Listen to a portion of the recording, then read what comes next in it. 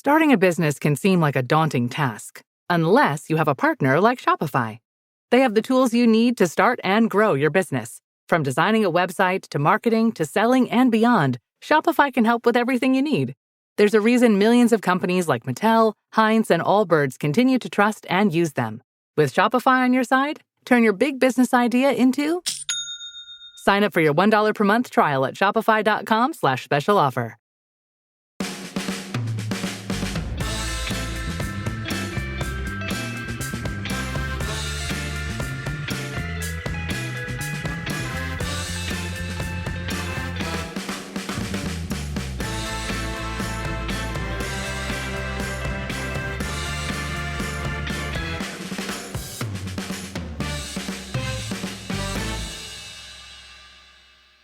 How's it going, Dan? It's good. How are you? Yeah, very good. Listeners didn't hear the half an hour of us faffing around with technology to get this here podcast recorded. I know. It felt like you were Lindelof and I was Maguire. Actually, you can be Maguire. I'm not being Maguire. You can be Maguire. Well, let's talk about Harry then. I mean, I guess there's other people we need to talk about in regards to yesterday's game, but Harry did his best to make sure United didn't get those points, didn't he? I know. Quality finish from the lad. Oh man, in the time it took for United to score the winner, he was the only person in the world sweating more than John Moss. Yeah. Well, yes. I had some sympathy with him because he doesn't know the man behind him's offside. So he does have to play it. Like, he could have totally bottled it and not played it. Would have been the right decision, which is just how it's going for him at the moment. It's not that tips me over any edges with him. Ultimately. No, he's made many grosser errors than that one. It was. I mean, at this stage, I do kind of laugh when he cocks up like that. It's a quirk of the offside law, though, isn't it? Because he's played that ball because presumably he knows someone is there, and it's allowed. We had a couple of quirks. We had the quirks with the. I'm saying quirks a lot here now. We had the two penalty incidents. The one not given when Ronaldo hit Eric Dyer's hand, and the one given on Alex Telles, and they weren't that different. I thought that the Telles one, that once he's given it, it would be wrong to overturn it. Yeah. If that had gone against us, I wouldn't have been that bothered not to get that penalty, because in the end, it comes down to the fact that a penalty is far too harsh a punishment for most of the offences for which it's awarded. Yes. And I do have a hobby horse here about what I think should happen. And it would be inviting a whole load of different kind of aggravation, but I think it would make the game fairer, is that any foul outside of the box or inside the box that you think denies a goal-scoring opportunity should be a penalty. And any nonsense handball or tackle in the box that the ref doesn't deny a goal-scoring opportunity, then that can just be a direct free kick. Obviously, you're asking the refs to make a judgment, but you're asking them to make that judgment every time anyway, because they've got to start thinking about whether it's a booking or a red card. Well, that's right. I mean, it would only just be an extension of the triple jeopardy thing that's happening now anyway, because they've got to decide whether it's a goal-scoring opportunity and whether there's a genuine attempt at making a tackle. So there's a lot of subjectivity. I mean, I know a few people have... there was a piece in The Athletic a couple of weeks ago. They're probably listening. That's why they heard you talking about it previously. And you're totally right. I mean, the chance of Spurs scoring from that position is very low. So... just the stats on a ball in from that position in the penalty area. Very low chance of them scoring. So they obviously got a big reward for that one. And obviously the chance of Ronaldo scoring with the one he struck, which was going wide anyway, was 0. I don't know why, I just found myself thinking back to that Harry Maguire own goal, and you effectively said it was one of his better errors. I mean, imagine that. That is not a good season. The high point was the own goal against Tottenham. That's right. Yeah, of the 27 errors. I mean, look, there's plenty of people who made mistakes in United's defence yesterday. David De Gea, he confounds me all the time, because you look at the numbers and he's having a great season. His post-shot expected goals against versus actual expected goals against is like it's the best in the league by miles. He's saved United 10 goals or something. And yet He can't take a simple ball 3 yards from his line. He absolutely craps himself. Still, after all these years, it's really weird goalkeeper. when you see players with particular faults that are so obvious. Why? Yep. How are they not able to improve them? Like the other one to me that I always think of is Berbatov. Why didn't someone say, after you've done the clever bit where you control the ball like on the tip of your toe and bring it down in one movement, 40 yards out, as soon as you've done that and knocked the ball off, run to get into the box. Yep. That's it. Like, if he'd just have done that, he'd have been 20% better player. Yeah. And that's right. And as you say with De Gea, you've got to come off your line sometimes. You've got to let the defender, and that's the thing. He does save United more than Henderson would, and Henderson doesn't seem particularly good goalkeeper to me. But I don't think that De Gea's inability to play football, and the fact that he won't come off his line makes it very hard to play a high line. Yeah. And it hasn't. For sure, yeah. I don't know if it's a coincidence that Maguire's best form for United came in front of Henderson, not in front of De Gea. Yeah, that's right. So and I think the two things work together. Maguire can't play a high line because he's slow and clumsy. As we saw, it doesn't have a particularly good touch and can't really read positional sense, and it's probably put off by a bit of sledging, whatever. And his head's a bit big, so he's probably unbalanced. All of those things, and then having De Gea behind him who doesn't communicate and won't come off his slide. It makes it all of a bit of a mess. Anyway, fortunately, we had the man who calls himself a GOAT, which I really don't think he's on. I don't think you're allowed to call yourself a GOAT. It should be an award that's given to you by the community. But anyway, he called himself a GOAT on Twitter yesterday. Ronaldo scoring a hat-trick, and a very good one as well. It was an absolutely ridiculous one. There's something special about a hat-trick when they're all the goals that your team score.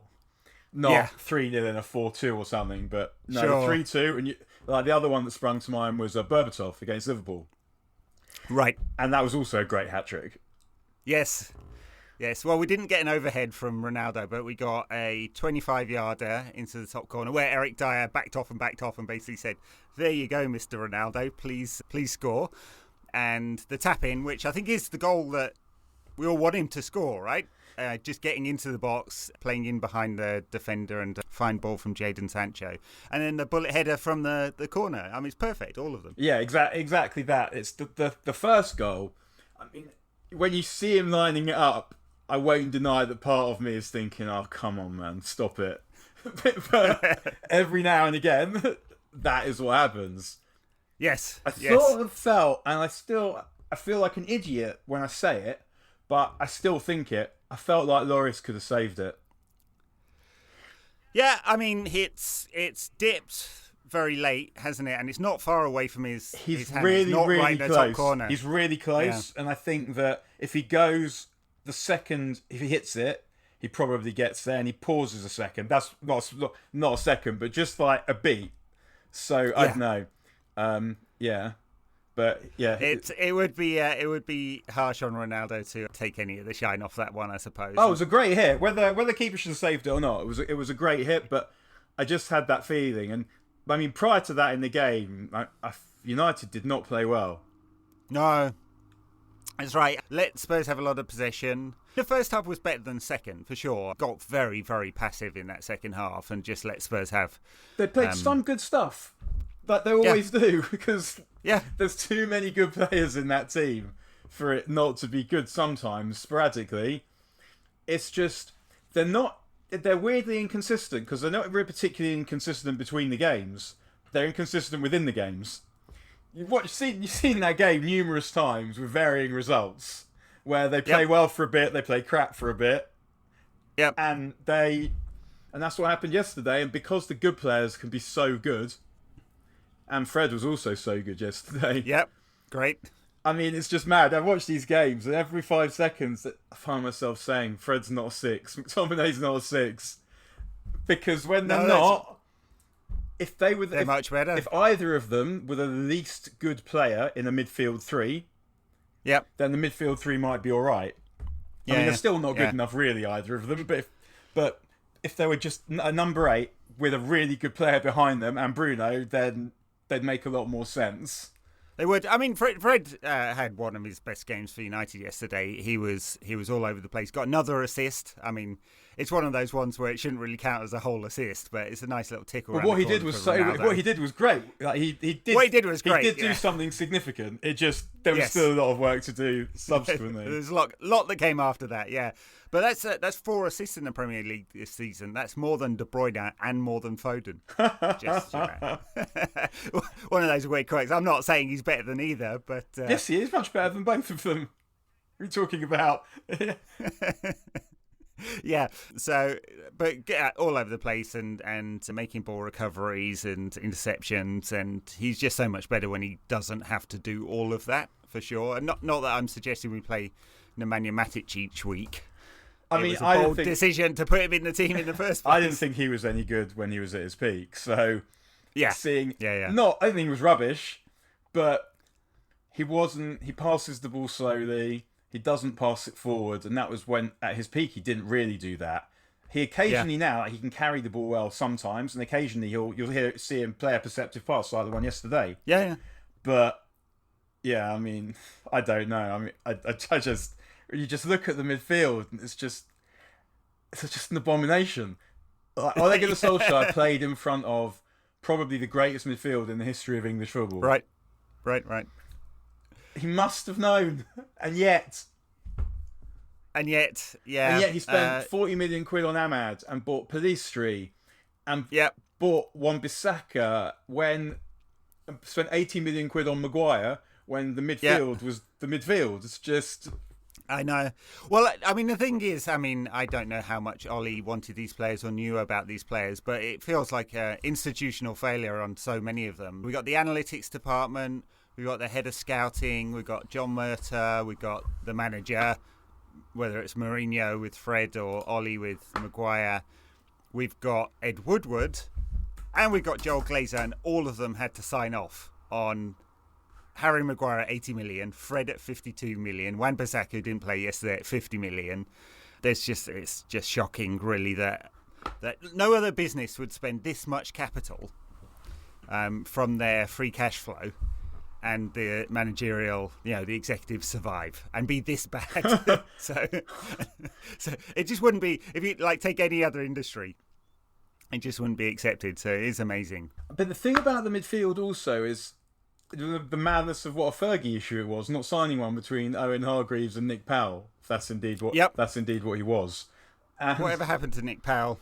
Is he still playing football? Yes, I think he might be playing quite well, or had been playing quite well for Stoke, maybe. Awesome. Anyway, I distracted you. Yeah. I don't know why, as a club, we've been unable to sign high-quality midfielders, but when's the last one that worked out? I mean, it's a very long time ago, isn't it? You saw it. I mean, we saw it yesterday, and I'm hoping that we don't see it again on Tuesday night, because it felt like you could look at the game and just say, well, Spurs scored a penalty and an own goal, and that was that. But they did have more of the play, and in the first half in particular, it looked like they might score on various occasions. I wasn't really nervous. Before they equalised, I didn't think they were gonna. And I also thought United would score again after Spurs did equalise. But the amount of play they had in dangerous areas in the first half was extremely troubling, given how crap Spurs are. I mean, it was a proper old school United Spurs game, actually. Like two shit teams, loads of goals, and on TV. Well, Spurs had a lot of good positions in wide areas, didn't they, with Reguilon and whoever the other fullback was, Mac Doherty. So it didn't really surprise me that both their goals came from those positions. One with the penalty and the other with the ball across that Harry put into his own net. I mean, it seemed like they were getting overloads there just because both of the Spurs forwards were able to pull out into the channel, and United don't have any good fullbacks, as well as no good centre-backs and no good central midfielders. I couldn't help but endure a wry grimace when Roy Keane, who obviously doesn't rate Harry Maguire, was extremely sympathetic about that own goal he scored, because it was extremely similar to the one against Real Madrid that Keane scored, which even now still, the European Cups that got away. I know for a lot of people will say, well, 2003 and 97. Yeah. But the ones for me that got away, and the reason I think they got away is because they're the seasons I was sure United were the best team in Europe, was 2000, where they were still the best. Yes. And 2007, when we lost to Milan because the defenders were injured. But, yeah, well, that's right. I mean, certainly we're going off on a tangent here, but the semi-final loss to Leverkusen, that's the one everyone will think about, of course. I mean, it was a great Real Madrid side. And then was it a quarter-final or semi-final loss to Dortmund? That's the 97 The Dortmund one, was 97, but yeah, you could easily have lost to Juventus in the final, whereas 2000, Madrid played Valencia in the final. United were just the best team around then, I thought. But back to Harry Maguire and that own goal and United's terrible defending. Gary Neville was saying on Sky that to make Spurs' system work, you need proper, brilliant wing-backs. Yes. And he doesn't have them. And you see it with Chelsea as well. Basically, Chilwell and Reece James are then number 10s, and they've both been injured at around the time Chelsea haven't been getting very many good results. So, you don't feel that they're that dangerous, Tottenham, in general play, because they're otherwise, apart from Kane and Son, who are the finishing touches players, really. Yeah. The players behind them aren't that good. No, that's right, and they're very. Bentancur is meh, and Højbjerg is very meh, isn't he? Højbjerg is just he. I don't know why he really rankles with me, Højbjerg. I think he's just like that kind of player that you get told is good when he joins a new club or something, because he just does very simple things, but actually he doesn't do enough of any of the things. He doesn't do enough of anything at all, yeah. He was, when Mourinho signed him, there was about 10 minutes of, what a great signing. It's just like, nah, man, he's still that player at Southampton who can't run and passes it sideways. Yeah, that's right. He had one shot yesterday, Højbjerg, he shanked it over, and he looked very ungraceful. Ungraceful, is that a word? In doing it as well. So, there's not much behind the front three. I think, Kulusevski's integrated himself well into the Spurs side. He's a decent player, isn't he? He's probably a Spurs-level player. Who knows? He's young, so maybe he can improve. I thought United had a fair amount of control in midfield, despite our dreadful midfield. We're fortunate that the opposition midfield's even more dreadful. It was just out wide that Spurs were getting the opportunities, and it's fortunate they didn't take more of them in that first half. And then in the second half, they had so much of the ball, and it's just this. We've mentioned it on the pod before. It just felt very weak from United. They go ahead and they get passive, and so it wasn't surprising when Spurs finally got the second goal. The second goal was a great goal, because what I really liked about that goal was that the second Spurs step up, the second United goal, Sancho, he's onto it. The second he sees the opportunity, he's onto it, and the timing of the pass was also brilliant. It's almost a half volley, the pass. It's first touch, isn't it? Yeah. And I always say this, but the thing with him is I used to see him occasionally and think he must be hard to play with, because he's so unpredictable. Like, the defenders don't know what he's going to do, but because he can do so many different things, I wondered if the strikers didn't know what to do. And then watching him a little bit more, and playing for United, obviously seeing him regularly, and actually the striker doesn't need to think about what he's going to do. They have to go to where they want the ball to come, and there's a good chance the ball will come there, and he'll get it there in whatever way will fox the defender. But you don't need to know how he's going to put. Just do what you would do, and he'll get the ball there. And the second goal, well, exactly, and Ronaldo's made the run, and that was exactly the kind of goal that I thought Ronaldo would score a lot of for us this season. Right, and that he hasn't is not all his fault. The service obviously been rank, and Greenwood and Rashford aren't those kinds of players really. But Sancho is that. To knit the play together, right? Sancho is that kind of player, and it's just, if Ronaldo keeps making those runs and United move the ball quickly, there should be goals like that. But I felt like also Sancho, that running backwards thing he does after he celebrates creating a goal for someone with his arms by his side as they thank him. I think we're going to be seeing a lot of that. Yeah, we're seeing more of the Sancho that was in the Bundesliga, where he would play across all three front positions or behind the main striker in any one game and across the season as well, and just knits the teams together really well. It's a good job, given that Cavani's never fit, Mason is not going to be playing for a while, and Rashford just absolutely still in the toilet when it comes to his form. It's a good job that Sancho's found some form, because we'd be in dire straits otherwise. Yeah, he's a special player. And Yeah. I think, and the thing with Ronaldo is, and him as well, is that it's not really been like, people still think that the problem with Ronaldo is the pressing, and that is a problem if you want to press. I mean, I think he can do a better job of getting in the way and blocking passing lanes than he does. But it's the point with Ronaldo, isn't it? Now that he's not pressing, is that he's playing out his arse. So forget the pressing. It's that when he's getting on the ball, bad things are happening. He's ruining moves and he's missing easy chances. That was the problem with Ronaldo over the last bit of time. The pressing, that's just gravy. I mean, or whatever, bum gravy. It's just annoying. So, but if he keeps making those runs, and if he plays with the aggression that he played with, Ralph was right, I thought, what he said afterwards, that it's the playing with aggression. And that's the big difference is, I mean, and it probably didn't do him any harm to have that hip flexor problem. Yeah, his little trip to Portugal. 47 goals across all competitions, because he was pissed off afterwards, and maybe he needs to play a bit more pissed off, because he played with much more aggression than before. I don't want him coming deep for two reasons. One, it gets in Bruno's zone, and Bruno's our most creative player. Obviously wasn't playing yesterday. Not Pogba playing that position wasn't very good, really. He was dreadful yesterday, Pogba. Yeah.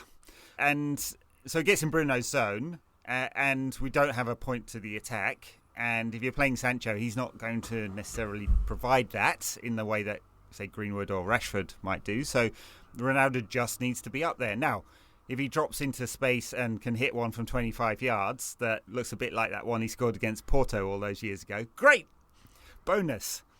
But, and the pressing thing, I think United had given up on that. They didn't do any counter-pressing yesterday. There was no attempt at coordinated counter-press. So I think Ralph has just gone, look, I've got the players I've got. He's sick of them already. It's just, like, Gary Neville also said it. I mean, we were saying it for weeks, but just like, it doesn't seem like he's enjoying the job that he likes the players.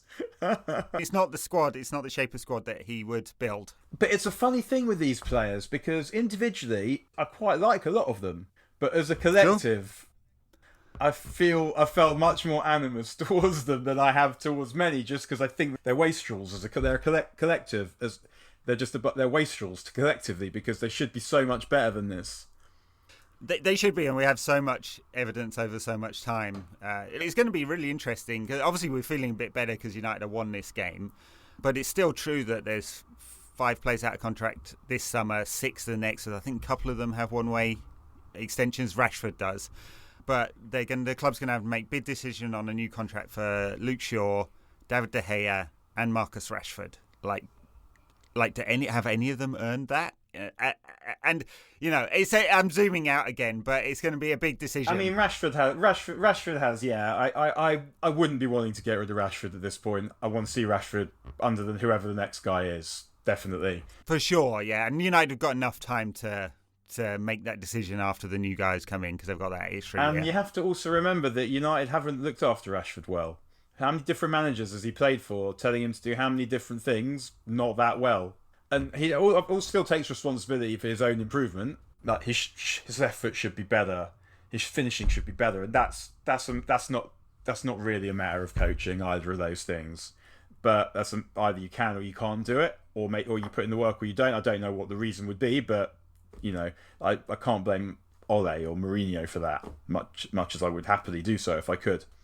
I mean, I'd definitely keep him. De Gea, no interest in keeping him beyond what there is, but there's just so much work to do in the summer, which is why it's probably not a bad thing that we've got Rangnick in now, that at least he's going to be involved, because any kind of head start they can get. So if you look at the players you think they need to get rid of, Martial, Pogba, Lingard, Bailly, Jones, one of Dalot and one Bissaka, I think has to go, because neither of them are good enough. So you need to get someone in who is, and have one of the two. And it'll be Dalot that will be sold, whether we think that's the right decision or not, just because he's the one that you can get some kind of fee for. Henderson. So Henderson will have to go. Got to go. And Cavani's going. I'd get rid of Ronaldo as well. Unless he's prepared to sit on the bench. And playing the Europa. It's funny that he's played his way into form just before a Champions League tie with Atletico. Yeah, I know. Interesting that, yeah. There's so much work to do. I mean, like, in the short term, United still have a chance of making top four. It doesn't look good. I mean, Arsenal are winning as we're speaking. Chelsea won very late today as well. Okay, we'll talk about this more on the backers content, but if you're going to make a scumbag bracket, Chelsea and Newcastle and City and PSG would be your semi-finalists, right? So it's pretty hard watching Newcastle versus Chelsea today. Who's caused the most damage to the world? Anyway, so United got a chance, and the short term is Rangnick he's got 10 games, 9 or 10 games, can't remember, to get as many points as possible and see where United end up. And it seems like for the longer term picture, he's not involved in. I mean, he said, and he plays a pretty straight bat on most of this. He said he's not involved. He's not had any discussions about who the new manager is. So it seems like that's not going to be his role. I'm sure he'll be involved in the actual conversation, and then obviously he will have a dossier for the new manager telling him who to hate immediately. Yeah. And that may be the most valuable. Here's your list of wasters. Yeah, I mean, I'm sure the new manager will want to have a look at his own, at the players as well. But yeah, I think that having a man on the inside is probably would be quite helpful because he's quite a dispassionate bloke. Yeah. Yep. Also, that Ronaldo third goal, why can't we keep putting... I don't understand. It seems to me that corners are quite repeatable skill. Yes, yeah, you'd think so. And there are certain places that the ball goes to where they'll be quite dangerous. If you can constantly hit one at the front post, that is one place. And where, like, close to the penalty spot is another. It's another good place.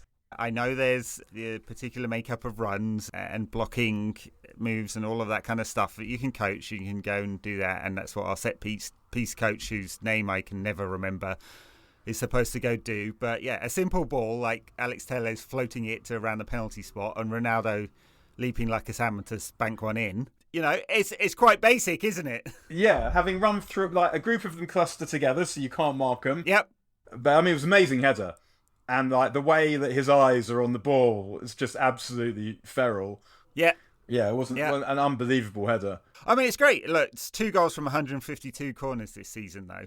Right, but what is it? 2 from the last? About 2 from the last? How many? You can start this count whenever you like. And it's true. Well, we must be about 2 from the last 10. Who can beat that?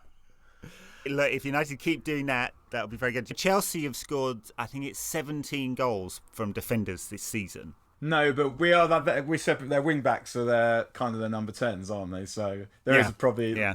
But yeah, I mean, Reece James would probably have more goals than Diogo Dalot if he played in United's flat back 4 as well. I think that's probably fair to say. Anyway, so it leaves United in a... Well, it's same, isn't it, coming out the end of the weekend? But it's one of those ones that absolutely... Because it was definitely... Any hopes of Champions League next season was definitely dead if Spurs had won this one. And it could have gone either way in the last 20 minutes. I mean, I felt that actually they saw it out. I mean, wasn't long, but they did see it out fairly well. It wasn't that they should have scored more goals, in fact. The substitution that was made just after the Ronaldo scored was Ronaldo off and Lindelof on, and I wonder whether that was the substitution that he was trying to make just before the goal, because Lindelof was out there warming up. He said it was. Right. So he's going to pull Ronaldo off, and any, of course, narrative. Well, he might not have taken. It might not have been Ronaldo who went off, I think. Right. Because of that, I guess 2-1. How long to go? It was 2-1. Yeah, there was about 20 minutes to go, and it looked like he was going to go. I mean, assuming Lindelof was coming on for an attacking player and he would have gone to a back 3. Yeah. And yeah, because he just doesn't trust these guys. I mean, he said it over and over again. We had to be more secure. We have to see these games out. So they don't defend well at all, and that's why it's very hard to know what's going to happen when they play Atletico on Tuesday.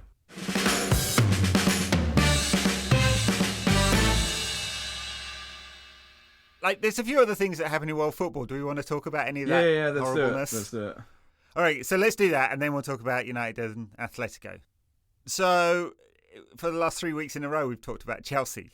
Like, it's a United podcast, but we have to talk about these scumbags. I guess you'd say the British government finally got around to doing the right thing. And it was really interesting, really, because we talked about Abramovich and his background and where his money came from.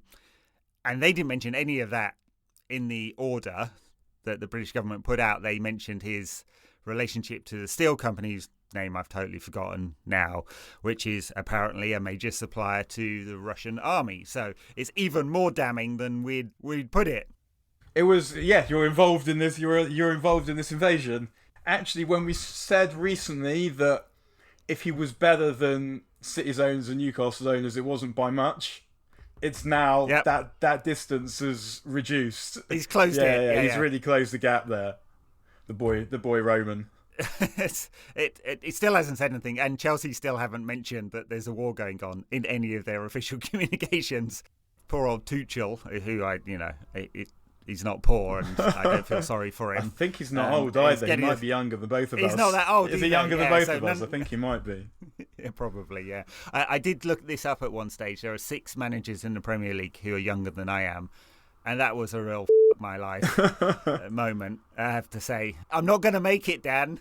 I realised a few years ago I'm not going to make it as a Premier League footballer or play cricket for England. Although right now, I don't know, I might be edging the squad, and I'm not going to make it as a Premier League manager either. I remember saying to one of the guys I go with that Rio's finished, and then I was like, hang on, he's one of the ones who's roughly the same age as me. And it's just like, oh, I am also finished. And I haven't won the European Cup or been captain of Man United, so it sucks. Yeah. It sucks. I completely lost track of myself. But so yeah, that order came out, and Chelsea is an asset of Abramovich, and so that's completely frozen. And they've been very specific in terms of how Chelsea now has to be run, with a bunch of weird consequences. They basically can't make any new revenue because the government cannot have any kind of legal assurance that it would not go to Abramovich or add to the value of the sale, right? And it's not even clear how they can sell the club.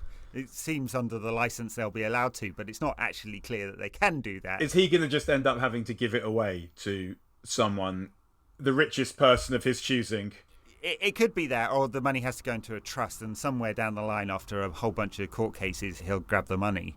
But it's definitely not going to him straight away, because Vlad's wallet can't actually literally become Vlad's wallet. I was thinking about Abramovich because we talked about him either last week or the week before, and I was saying that he's basically, you can imagine, as a Jew, you can imagine the cartoon that he would be. And then I was thinking about it some more and thinking, does he get away with the fact that he has quite a benevolent looking face?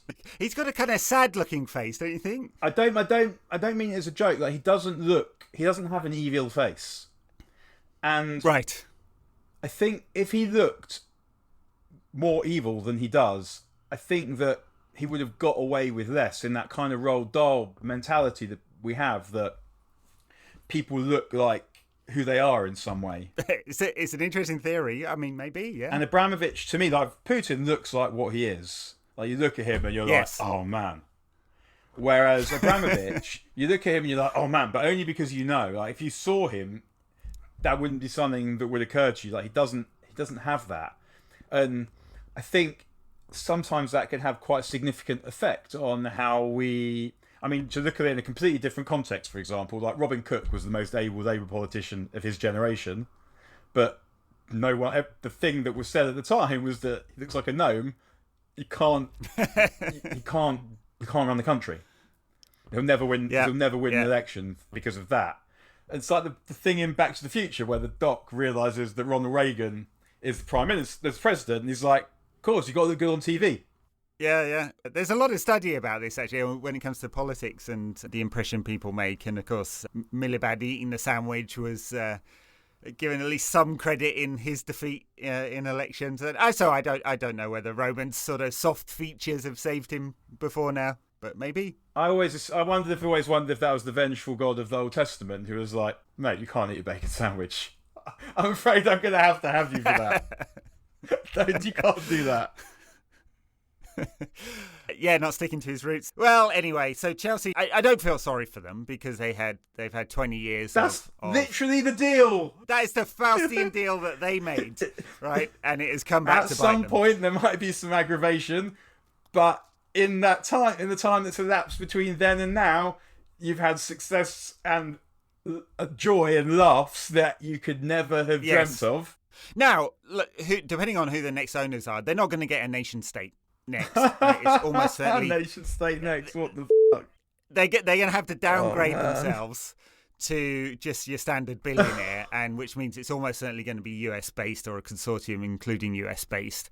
And they run clubs very differently. So the good times of Roman bankrolling this club, and he still has been, because they have racked up a lot of debt to him, which he's turned into equity, still now, even though they're nearer to being a break-even club. So it's going to be a very different time for them. They are not going to, and there's no path to a new stadium, it seems, at least not in the vicinity. So they are going to go back to being something different as a club after this. And of course, there's much more serious stuff in the world than talking about Chelsea's finances. But yeah. I mean, it sort of depends because you get to a position now where there might be enough money in the game for them to be able to compete if they get the right managers. Because I think one of the things that is increasingly in evidence to me is that there are more good players now than there've ever been before, and more skillful players now than there have ever been before. Way, way more. If you think about how many the current English team, think about the quality of the squad, the players that can't even get in the squad, then think about the generation that are just behind them. If you look at United now, we'll talk about the youth team in a bit, but think about how many players United have below the age of 22 who you think have a chance of making it. Loads. Sure. And then if you think about, say, between the class of 92 and Fergie going, the only players that made it were Fletcher, O'Shea, who joined late, and then you've got like Cleverley and Welbeck. Like almost no one. And right. If you look at it now and you think, well, Greenwood had made it, obviously, but turned out to be a scumbag. But then behind him, you've got Laird, Garnacho, like all the midfield players in that current youth team, excellent. Yep. But Chelsea, if you look at they're in the Youth Cup final. Look at the players that Chelsea are bringing through: Mason Mount, Reece James, and they've got loads of players below that, and they're just Arsenal as well. They've got loads of good young players because more and more kids are playing football and getting good at it and getting spotted and getting into the system because no one wants to miss out on anyone. And so, well, no, that's right, and they all have under-9s teams now. So that gives Chelsea a good chance nonetheless, because I think teams are more and more trying to produce their own players, so you then will have money to go and spend elsewhere. Sure, and they've done very well, Chelsea, in selling those. It's been their fourth revenue stream behind Gates, TV and commercial, hasn't it? Selling off players for good money. Well, it's like a business. Who they weren't going to use. It's a separate business. It's like a TV production company having a talent arm. Yeah, exactly. It depends on when they're sold. If it's soon and it comes before the license runs out, then they will presumably be able to sell off some of those players and get a new owner in, and there'll be some kind of room for doing something in the summer. If it's after the summer, if it takes months for the sale to happen, and it could do, then they'll obviously lose a bunch of players this summer and they won't be able to sign any on. But you would expect a deal this big to take a lot of time. Normally does. Yeah, normally does. So they have, I was just looking back to the last pre-pandemic financials, which is the only kind of, so 1920, you can, most of that season was completed. So Chelsea were fourth in the revenue table then. Probably made a £50 million loss that season, which they tend to. So there'll definitely be a reworking of their finances. In terms of money put in, it's not going to get better. It's not going to get better. If they've got a good manager, they might be able to hold it roughly where they are. But it definitely leaves them more vulnerable when they make a bad decision. Yeah. So anyway, that's Chelsea. Everton weren't impacted as much. I mean, they haven't said anything about Usmanov, and they said they cut ties, but they've not said they're repaying their money. They lost again today. They're in some big trouble, Everton are. They did. A Leeds won. Yeah, Leeds, Everton or Burnley basically is that last spot. I never thought I'd be disappointed if Burnley were to go down. But where it is now, would be disappointed if Burnley go down, because it is Everton or Leeds otherwise. Yeah, we've had some good choices for that one. So we'll chat about that a bit more in the backers content. But it's, definitely interesting times for football. I mean, obviously, it always feels insignificant having football finance chat when people are getting blown up. But they reflect each other. All the pieces matter. But they do. And funny thing is, you can't take the politics out of sport. And the government finally realised that one. So anyway, that's what happened this week. Third week in a row talking about Chelsea for a significant amount of time. Do you have any people that you feel an unusual level of dislike for, considering they're kind of insignificant to you? As in, I don't have massive animus towards this Arsenal team, and yet Arteta, someone who I just find really grinds my gears. Yeah, I mean, I can't say I hate him any more than anyone else, but he's definitely a bit of a twat, and he's got this kind of smug sense to him.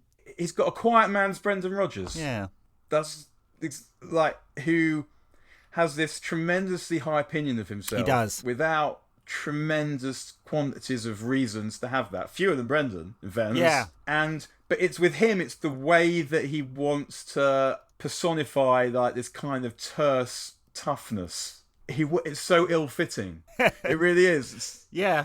It's just Sadly, it looks like he's going to get what he wants, and because Arsenal have won 5 in a row in the Premier League now, which is unfortunate, I'd say.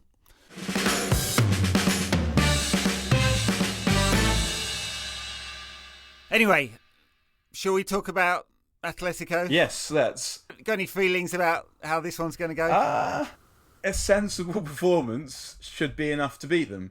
Because really, like, if you think about how dreadfully United played in that first game, United. Yeah. If you want to beat this team, United team, you should have to score 3 times to beat them.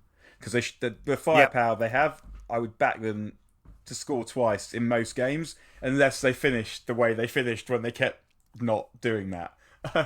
So yeah, I guess I do fancy United, but they're liable to collapse at any moment of any game, and against slightly better opponents, you don't get to have another chance always. Yeah, Atletico played Friday night and beat Cadiz 2-1. I just thinking Suarez didn't play in that one. It was Griezmann and João Felix up front. João Felix has come into some form just at the wrong time as well. So I think that's 3 or 4 on the bounce. Atletico have now won. They came out of their slump, apart from the game against us. They came out of their slump just in time, which was perfect. So I don't know. United can't play worse than he did in the first game. They were absolutely dreadful in that game, and they got away with one. But I do worry about our ability to keep it sane at the back. Yeah, that's the problem. Is the defending. I don't know what back four you play in that game, because it feels like it is going to be Maguire, because he's decided it is just going to be Maguire when he's fit. It's Maguire and Varane, and there's not that long to go in the season now, and it's going to be Maguire and Varane, and that's just what it's going to be. So it will be those two. I don't know if it'll be Dalot or Wan-Bissaka. You can make a case for both of them, or against both of them, quite easily, given that they're both not good enough. Yeah, neither of them are really making a case for themselves. I think I would probably play Wan-Bissaka, because I don't think Dalot gives you anything going forward. It doesn't give anything at the back either. It was no surprise that one of the goals came down his side yesterday against Spurs. Yeah, I mean, the fullbacks for United will, assuming that it's a straight 4-4-2 that Madrid play, and they've swapped it around a few times this season, but assuming it is, the fullbacks will be sort of important. They don't play with super width, Atletico, as we saw in the first game. It's the centre-backs that scare the crap out of me, because whatever combination of Griezmann, Felix, Suarez, and the guy who's actually scoring the goals, whose name I forget right now, whatever combination it is of that, they're all like little nippy fellas, aren't they? But in midfield, they're tough more than dominating. More than quality, yeah. But I mean, the best way to defend is obviously for the ball to be down the other end, which is one of the problems you have if you're not pressing, because that is one of the most effective ways of keeping the ball down the other end. Whereas when you sit back and invite pressure and your defence is nonsense, that is obviously problematic. But I don't know. The other question, I guess, is assuming Pogba probably won't play at the beginning. It'll be Fred. Assuming Bruno's fit. Bruno's ill. Yeah, Fred, McTominay and Bruno, if they're all available. And then I don't know what you do ahead of that. There'll obviously be Sancho and Ronaldo. and then one of the other three. Unless you try and match them up and go 4-4-2, but I don't think they're going to do that. I don't think he will. And given Rashford's performance, and Elanga wasn't brilliant when he came on, but I suspect it's Elanga, Sancho, Ronaldo up front, Fred McTominay, Bruno in midfield, Yeah. De Gea, Maguire, Varane, Wan-Bissaka, and then I'm not sure if Shaw's fit or not, so that decision may be made for him. So that looks like the 11. The problem is, and I felt like this when in the last year of Fergie, when we lost to Madrid, and I found it very hard to get agitated about that because I knew that we had avoided a hiding from a much better team. And Madrid got battered by Dortmund, I think it was, eventually. And the problem now is that the teams that might batter you are the teams by whom you least want to get battered have already battered you this season. At least once. Yes. That's not a good way of looking at it, though, is it? I mean, it's of football analysis, isn't it? let's get beaten by this lot so we don't get smashed by Liverpool later. But then, it happened the first year of Ole when we beat Paris. Yep. And then thinking, well, if we somehow finagle the way past Barcelona, then what? Yeah. What happens if City have already won the league and they're playing us to win the European Cup as well? You made a bold case for United, though, earlier, a few weeks ago, saying, hey, look, United could go far in this tournament. I mean, they are one-off games and, maybe, but yeah. I changed my mind. I did think that. And I really changed my mind. The first game against Atletico changed my mind because that showed me that I couldn't trust them not to bottle any game at any time en masse. And you can't. Why would they not be petrified playing a Champions League semi-final against Liverpool or City, who everyone knows they're both better than them. Yep. How are they getting out of that? I don't. Yeah, they're pathetic. They disgust me. What do you want me to say? I don't. So let me paint a scenario for you. City have won the league and the FA Cup, and United have somehow scrapped their way into the Champions League final in Paris in the end of May. At City, have got a chance to win the treble. Do we take that scenario now? You're presented with it now. Do you take it with the chance that United can win the European Cup, or do you not take it because it's a chance that City can do the treble? No, I imagine that. No, not like City winning a treble as United had done by gubbing United in Paris is not something my life requires. No. It's they say you get less risk tolerant as you get older. The thought of that is haunting the nightmares of my unborn grandchildren. No. All right, so you got any thoughts on what the score's going to be in this one? How do you feel about it? Because I have no idea what United performance is going to come out. I think United will find a way in this one. Yeah.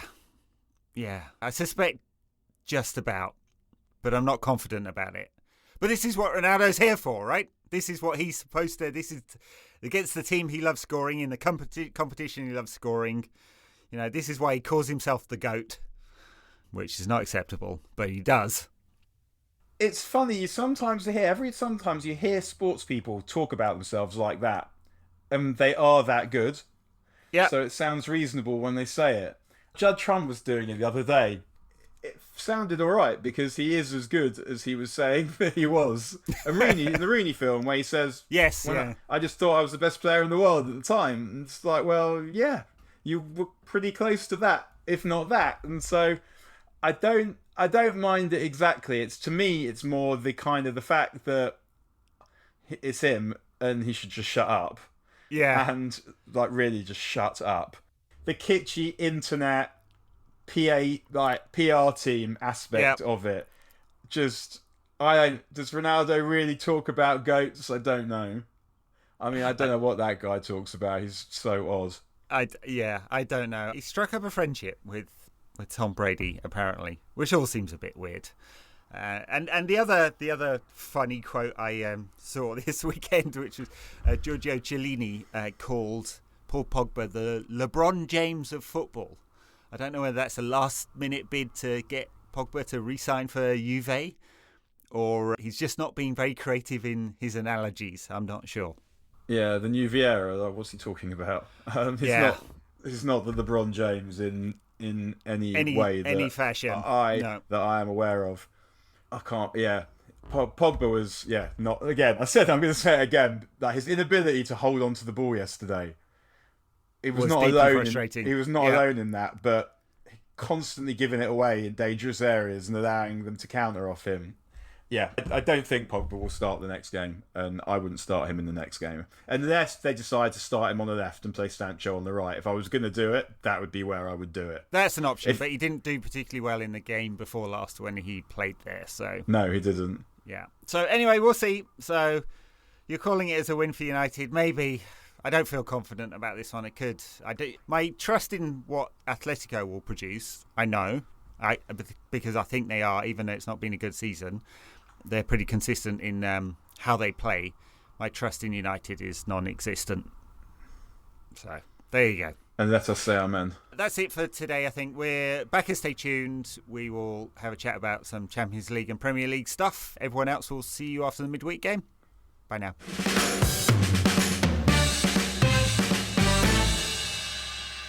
So this is the backers bit. I thought, could we delve into the Champions League a little bit first? Did you catch Real Madrid and Paris Saint-Germain and another Pochettino team bottling it? Is it too easy a narrative? Yes, I think so. On this occasion, in that, number one, this team are bottlers before him. And also, they were doing all right till the goalkeeper chucked one in. They were. I'm being a bit facetious because I thought their game plan over the two legs was pretty good. I mean, they were much better in the first leg and didn't really get the reward for it. And in this one, the goal was to break, and they've got the players to do that. As long as you don't defend like total muppets. Yeah, and I mean, it is also, sometimes like something just happens where players have a thing, and that happened to Benzema. Yeah. I mean, stunning hat-trick. I mean, really. I wanted Paris to stay in because I think they've got a better chance of beating City or Liverpool than Madrid do. But ultimately, I can't really see either of them doing it. It will require Bayern Munich. Who you asked on last week's show to, could they please be good? And they were. They were. Heard your call. And they were. Yes. Yeah, who scored the best hat-trick this week? Benzema, Ronaldo, or Lewandowski? I mean, you've got to go for Benzema because of the circumstances, but the best goals were Ronaldo's, I would say. Yes. But yes. I mean, if Bayern have their full team available, then good. How long's Goretzka out for? Yeah, I think it's a long time. I thought he's had a lot of bad luck because of course he got COVID and he got long COVID along with it, and then I think is it a knee injury at the moment? I might just be making that up. He's a very important player. Whether he plays in the back four or in central midfield, is a very important player for them. And Alphonso Davies is also recovering from myocarditis, and he's not. Yeah. I think what has to happen in the next round is City have to draw Liverpool. That would be nice. Get rid of one of them. Get rid of one. I feel like at this point, I mean, it's not much of a choice, is it? But I'd rather City were gone than Liverpool. In that I know what Liverpool winning the Champions League is like. Grew up with it, so I'm familiar with it. And also, I don't think they're going to win the league. And I require the treble to be defended more than I require any of the other things. I don't want Liverpool winning another European Cup. It's just sickening. So. Liverpool getting to seven would be I mean, they already have twice as many as we do. Well, it's not all about quantity. There's a fair amount in that. Yeah, it's a suboptimal state of affairs. Even if getting to play Bruges and Gladbach in the final. I mean, seriously, but I mean, it's not. It will probably be City or Liverpool. Bayern are capable of beating either of them. I just wonder if they might be quick enough to keep up with Liverpool. Yeah, and those key players are really two very important players for them. I mean, in the other results, I mean, Chelsea go to Lille this week. Apparently, they prepaid for their travel, so they're allowed to spend some money because happy chance. Yeah, they're not going by bike. they'll be taking Ryanair next time, I think, given the restrictions on their travel budget. Which I have to say, I quite enjoy. I've got to be honest, the petty side of me quite enjoys the thought that they might be staying in a travel lodge and going by National Express. Perfect. I remember going to where United played CSKA away. I guess it was 09-10. And being annoyed because that it wasn't going to be cold because I wanted the players to be cold. I want them to suffer. Just like that's what football's all about. It's like Charlie Brooker's once wrote a great line saying something like, "I don't like sport and I've never quite been able to understand it because all human suffering amuses me." Right. And like so much of sport, because if you think about, most people don't win. Yep. So you've got to find your joy in other places, and some of it just comes from the experience of going and the people you go with and the day and all the rest of it. Yes. But also, you might see someone fall over, or you might see someone get hurt or get hit in the balls, or whatever it might be, and the Schadenfreude aspect of team sport in particular is because it's very you're strong. not really meant to feel or enjoy those or brag about enjoying those sensations in real life. So sport is that opportunity. It's that conduit for you to behave in a manner that the state of nature, basically, the real you. It's true. If a colleague in your office got whacked in the balls, you really shouldn't stand there pointing at him and laughing, should you? I don't think I'm too good to do that. What happens if it's you that you've been hitting the balls because you booted them in the balls? Then what? Oof. It's you can't laugh at them after you've booted them in the balls. But sure, you just got to collect your things in a box and go, haven't you? Yeah. Anyway, so I presume Chelsea will coast that one, and we've got Madrid through. Juve Villarreal is poised. I think that's playing this week as well, isn't it? Yeah, I actually watched the first leg of that one. There wasn't loads between those teams. Yeah. I mean, it's not loads between Villarreal and anyone, to be honest. They're always one of those teams that drags everyone down to their level. They don't have the star quality really. They've got some good players, but like in a Dura game, you generally would pick the team with the better individuals in a game, but they will make it a Dura game. Juventus had felt like they'd been improving, but they didn't look up to much in that game at all. I haven't seen them since, but yeah, they were poor that night. But Vlahovic scored a brilliant goal. Yeah, well, that's it. In the Premier League this weekend, I mean, the big games were the Arsenal game, and I was watching it, and I'm not, and I presume they won that one. The Arsenal game, yeah, they won 2-0. Yeah, they won that 2-0, yeah. So what they're doing now is they're beating the crap teams. Yeah. And they're starting to do it quite comfortably. Even the games that have been tight, like the Watford game, shouldn't really have been a tight game. They were poor at the back, but they're starting to score goals. They hadn't for a long time. They weren't scoring, and now they're getting goals. And there's, even if looking from the outside, you say, well, who actually have you beaten? It almost doesn't matter, because inside they feel they're gathering momentum and they're gathering confidence. So they are. If you think it exists, it exists. Yeah, no, I think there's a lot of they are momentum is come for them at exactly the right time. So whether by design or luck.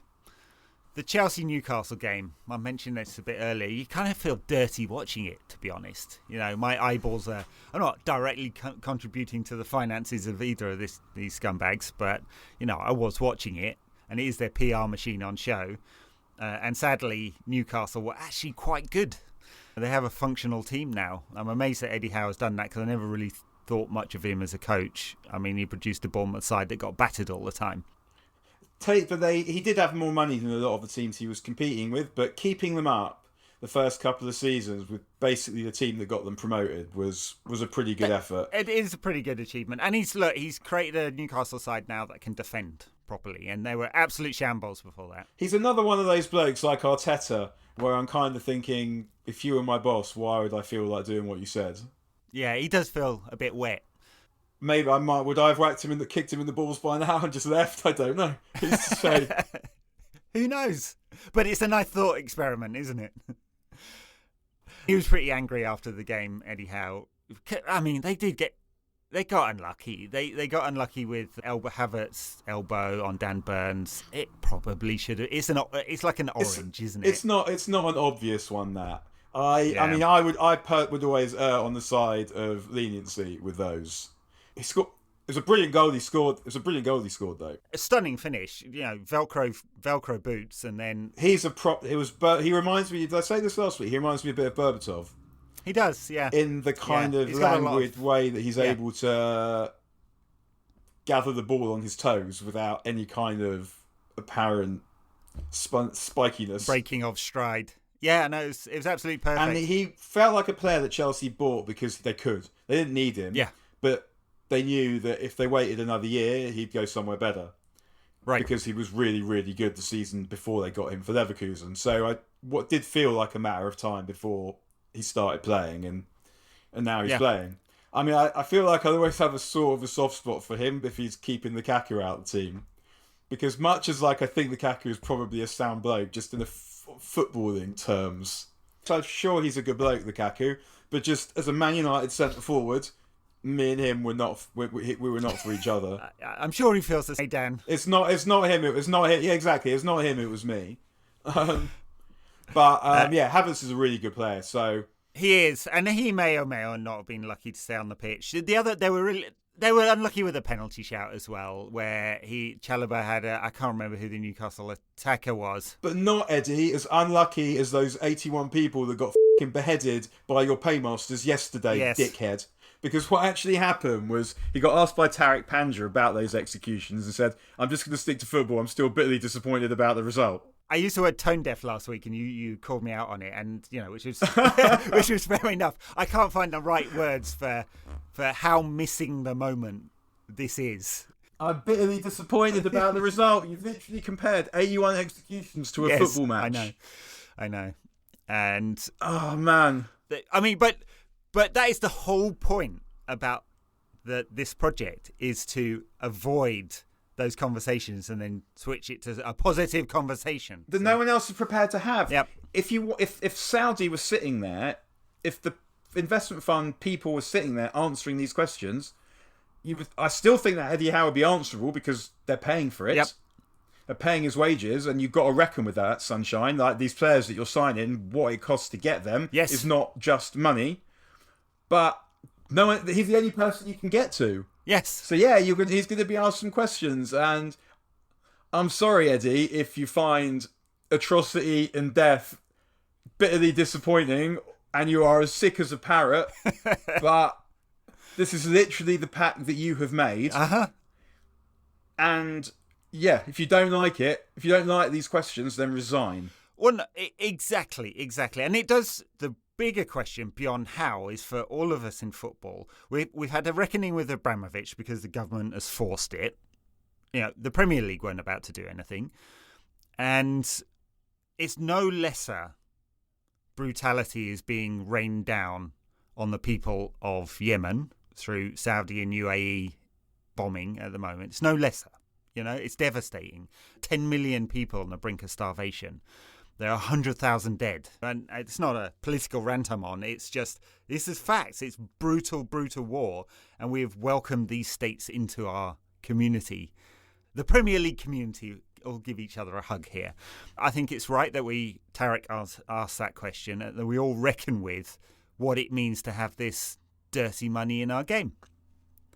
And when they pay your wages and they've made you a very rich man, however grateful you are to them for that, like what he's really not liking here is being reminded of himself. Yeah, for sure. I felt like that with Tuchel as well. Yes, it's 100% that. Yeah. When he started to lose his cool, he's not getting frustrated of what do you want me to say. It's they're holding up a mirror at you and you don't like what you see. Yeah. And you've been trying to avoid looking at yourself for quite some time. Yeah.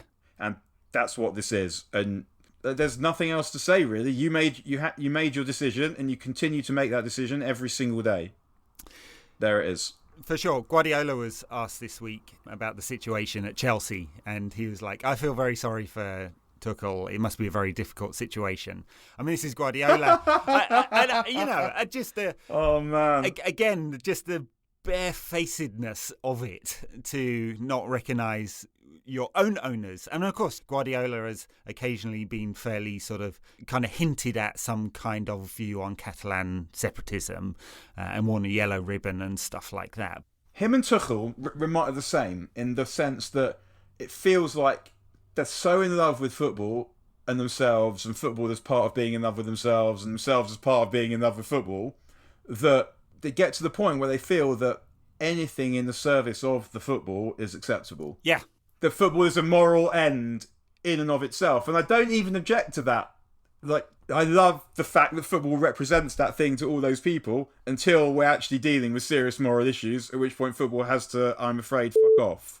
Exactly, and that's why, as you mentioned on this pod before, that's why football is used as that tool, because it reaches deep into people's psychology. You know, Chelsea fans singing about Roman Abramovich even after they know that he is supplying, you know, the steel for the tanks that are, you know, driving towards Kiev and about to level the fucking city. And looking at it from a different angle, there was a guy who's going all around the internet saying, "Why should we suffer?"